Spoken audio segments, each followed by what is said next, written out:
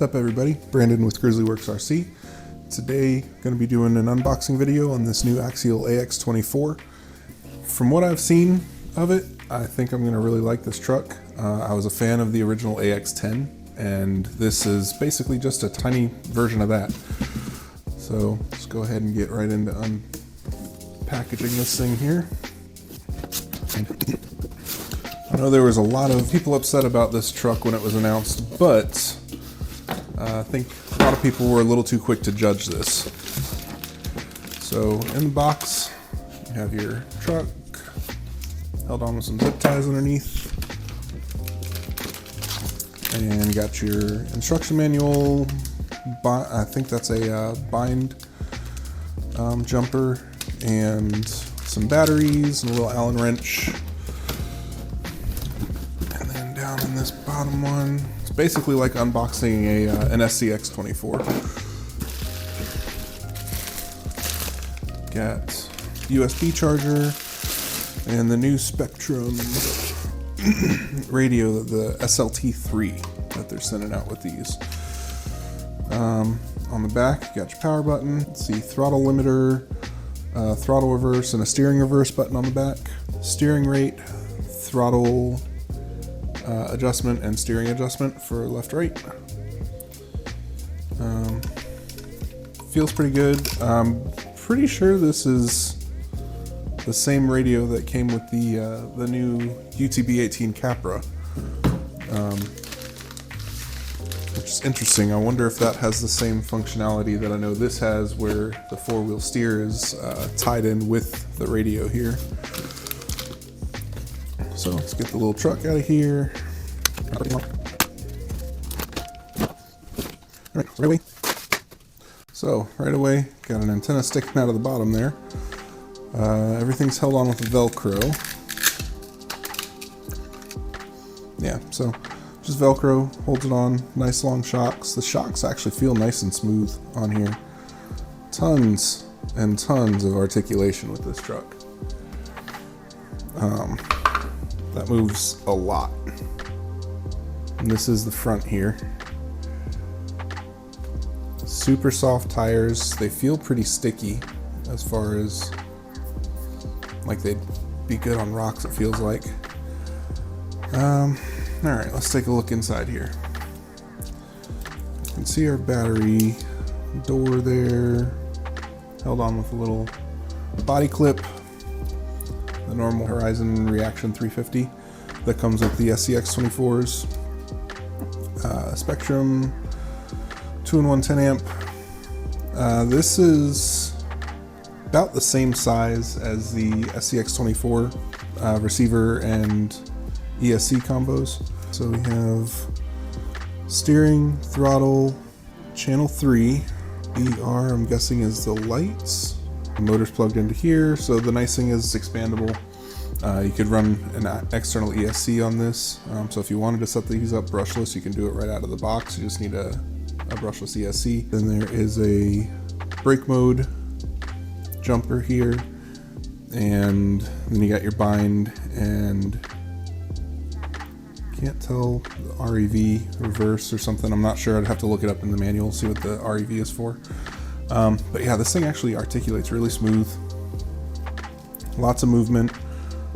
Tons of travel on it. Got links that appear to be the same front and rear. The links up top, it's not going to be using any of the same links as the AX24, it looks like. Oh yeah, and it's stamped on there. They're the same size front and rear for the links. Wider skid than what comes on the, I think it looks wider anyway than what comes on the AX24s. And it is a different skid, so it won't mount up to an AX24, but it is nice that we have a flat skid and we have the nice little sliders there. Body's super tiny, so that you get all that movement out of the tires and everything. And this thing has a super loose servo saver going on. I'll have to adjust all of that before taking it out for its first run. Overall, seems pretty good. Everything's mounted up pretty high on here. Not really a fan of that. Definitely gonna have to look into changing it somehow, because also with this current setup, pretty much the only battery you're gonna be able to run is this 350 that they come with, which it's an okay battery, but I've killed a few of them, and they just don't have much punch because it's only a 30C. So I'm gonna get this battery charged up real quick and get some batteries in the transmitter there and just run it around the desk a little, or run it around the bench a little bit here. Get some kind of first impressions. All right, so got it all charged up. Got the transmitter with batteries in it. Power button is on the back here. Red light comes on when it is turned on. Looks like on the truck itself, the rock lights are actually pretty nice.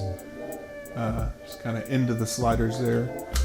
They do a pretty good job of lighting up the ground underneath it. Steering is pretty good on it. I still haven't adjusted those servo savers, but I'm not going to be crawling it right now. So servo feels a little bit faster than a stock AX24. On the radio, you have this little toggle switch here. If you go up, you get your crab walk. Kind of turn it this way. So you get crab walk. So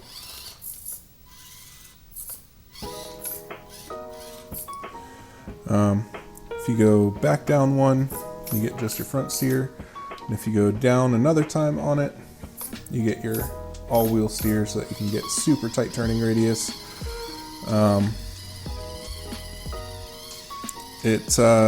It definitely feels like it binds just a little bit, and you can see it picks the body up a little.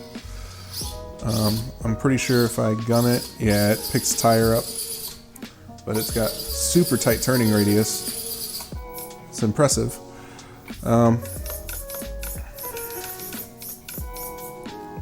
Both front and rear have nice quick steering. Doesn't look like it rubs anywhere, even at full articulation. The back might end up rubbing on the body just a little bit, but that could also just be where the body sits right now. So other than that, turning radius is basically the same as an AX24 without the four-wheel steer. But once you put four-wheel steer on, it's just super tight turning.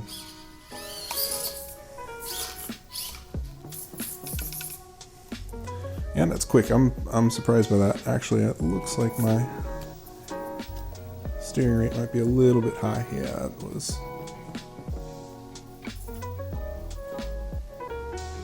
So the other thing is, this does have dog bones front and rear, so you got to be kind of careful with how tight you make your steering, because you can mess up those dog bones. But with four-wheel steer, you got plenty of steering to mess with.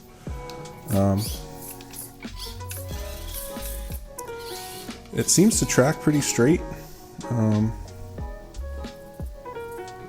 The steering trim only adjusts the front. It does not adjust the rear at all. So you don't have any trim adjustment for the rear, which is kind of a bummer, because if you're a little bit off on the rear, there's really nothing you can do about that. Unless there's something that I am missing, but it looks like that is not an option on here, because right there's steering trim. It's only turning the front tires. So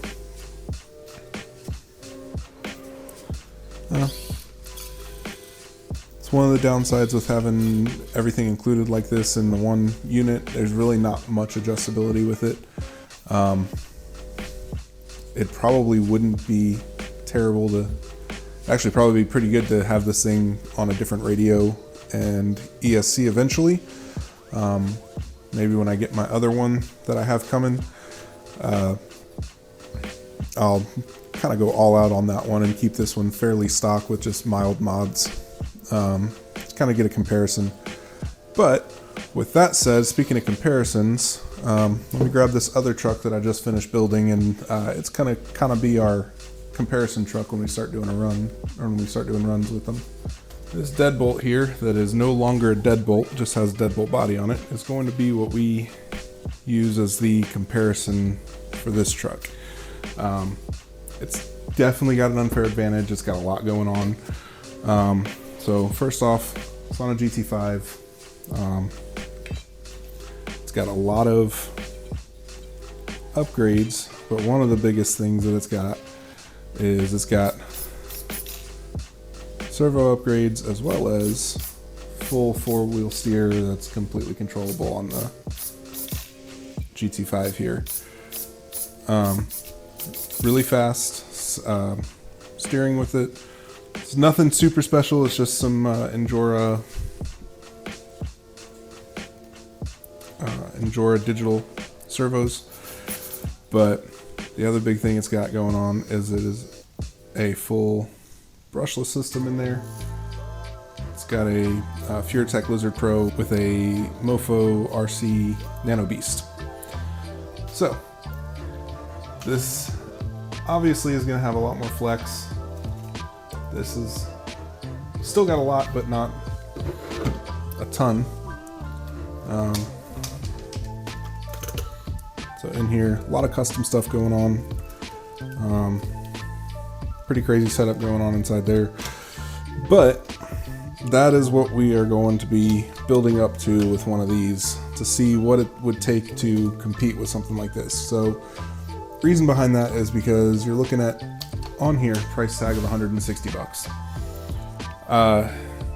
Just getting an SCX24 and going four-wheel steer will put you over the cost of this.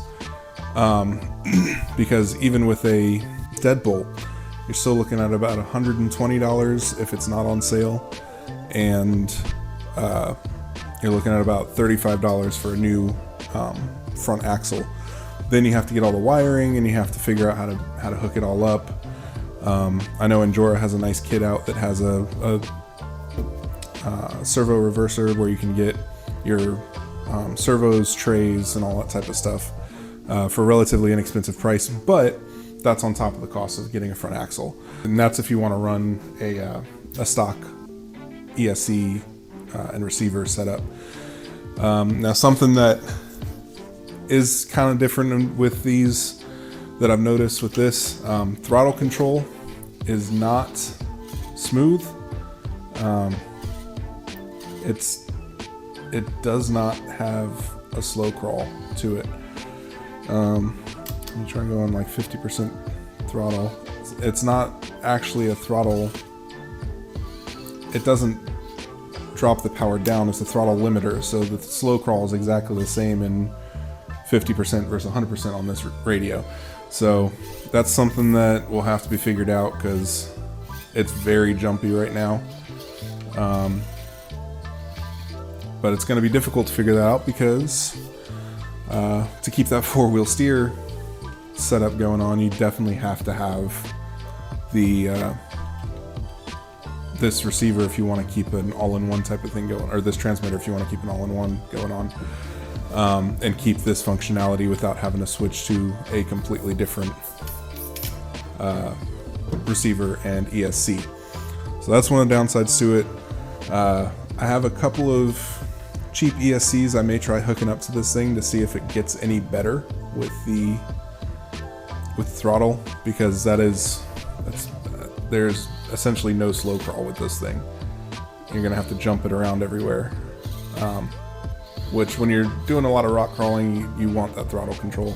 Also, knowing this motor setup, I will assume that it is not going to have much behind it. It'll probably stall out if you get it bound up at all, as it does with the SCX24s as well. But we'll see what it's going to take to make something like this match up with this, especially with this price point, $160 to get into something that's all-wheel steer, selectable all-wheel steer is that as well. It's not just all-time all-wheel. It's impressive how they got to this price point with it. But yeah, a little later on I'll get some crawling video. I can't really do anything with that right now because it is It's been raining outside for the past couple days here, so everything is soaked and it is not even slightly waterproof. But we will definitely get some more video with this, and I already have plans for making some parts for it. But yeah, we'll see how that goes. Thanks for watching.